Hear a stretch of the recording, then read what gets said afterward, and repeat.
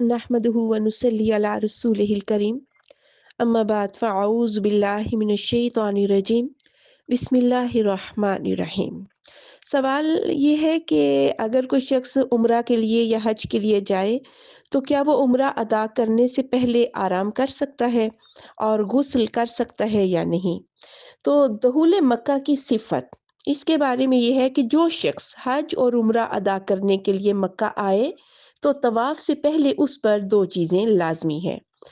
Number एक, जहाँ से एहराम बांधना वाजिब है यानी मीकात से, वहाँ से एहराम बांध कर आए।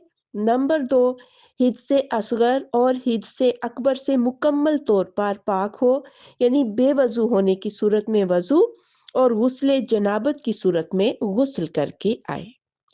नाफे ताबी रहमहुल्लाह से रवायत है और ये रवायत सही बुखारी और सही मुस्लिम दोनों में है कि इब्ने उमर रजी अल्लाह अन्हुमा जब हरम के करीब पहुंचते तो लब्बैक कहना रोक देते, फिर ज़ितुवा वादी में रात गुजारते, फिर सुबह की नमाज पढ़ते और गुस्ल करते और हदीस बयान करते थे कि नबी सल्लल्लाहु अलैहि वसल्लम इसी तरह करते थे।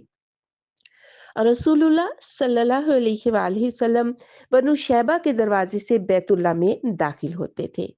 मस्जिद हराम में दाखिले के वक्त पहले अपना दायां पांव अंदर रखना चाहिए और ये दुआ पढ़नी चाहिए, बिस्मिल्लाहि वस्सलातु वस्सलामु अला रसूलिल्लाह अल्लाहुम्मा इफ्तह ली अबवाबा रहमतिका। ये दुआ पढ़ना भी जायज़ है। आऊज़ु बिल्लाहिल अज़ीम व बिवजहिल करीम व सुल्तानिहिल क़दीम मिनश शैतानिर रजीम। सुब्हानकल्लाहुम्मा व बिहम्दिका अशहदु अल्ला इलाहा इल्ला अंत अस्तगफिरुका व अतूबु इलैक।